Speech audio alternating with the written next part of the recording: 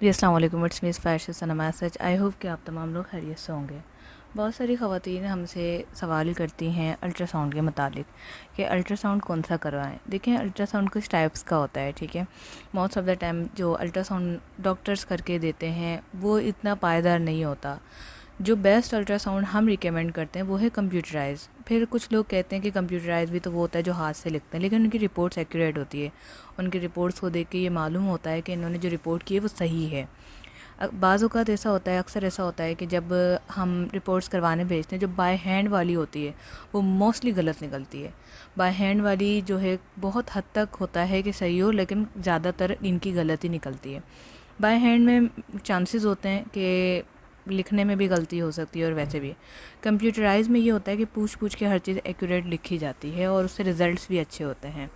اور کبھی بھی ایک الٹرا ساؤنڈ کے اوپر آپ ڈپینڈ نہ ہوں، کم سے کم 1 یا 2 جگہ سے آپ الٹرا ساؤنڈ کروائیں تاکہ مشین کا بھی فرق آ سکتا ہے. اب رپورٹ کیسی کروانی چاہیے اس کی پکچر ہم آپ کو دکھا رہے ہیں اسکرین پر. الٹرا ساؤنڈ رپورٹ آپ کی اس طرح کی ہونی چاہیے جس میں آپ کا اووریز کا سائز، یوٹرس کا size, measurement, centimetre, endometrium layers, ہر چیز واضح طور پر نظر آ رہی ہو.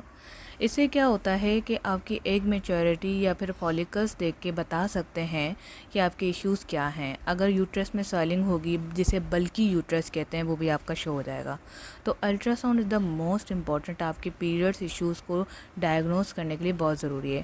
میں اپنی ویڈیوز میں زیادہ تر الٹرا ساؤنڈ کیوں ریکمینڈ کرتی ہوں؟ میں اس لیے ریکمینڈ کرتی ہوں کہ جو دوسری رپورٹس ہوتی ہیں ہارمونس وغیرہ وہ مہنگی ہوتی ہیں. الٹرا ساؤنڈ سے بیسک چیزوں کا پتہ چل جاتا ہے. اگر آپ کا یوٹرس ٹھیک ہے، اووریز ٹھیک ہے، اور اس کے علاوہ اینڈومیٹیریم لیئرز ٹھیک ہے، وجائنل ایشوز کوئی نہیں ہے، کوئی ڈسچارج نہیں ہے، کوئی لیکوریا نہیں ہے، تو پھر شک جاتا ہے ہارمونس کے اوپر جس کی وجہ سے آپ کو پیریڈس نہیں آ رہے. تو اس کی ہماری جو سوچ ہے وہ فوراً ہارمونس امبیلنس کی طرف جاتی ہے.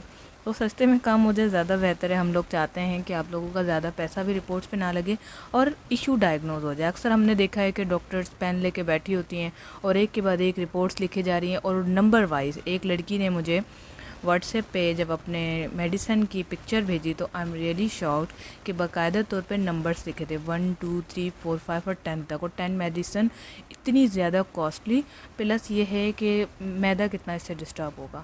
تو وہ انہوں نے جو ہے نا لڑکیوں کو دی ہوئی تھی. تو یہ حالات آج کل چل رہے ہیں. بس اللہ تعالیٰ ہمیں بھی ہدایت دے، ڈاکٹرز کو بھی ہدایت دے، اور انسان کو انسان سمجھا جائے تاکہ دنیا میں کوئی کسی کو بد دعا نہ دے، کوئی پریشان نہ رہے. آج کے لیے اتنا ہی. اپنا بہت سارا خیال رکھیے گا.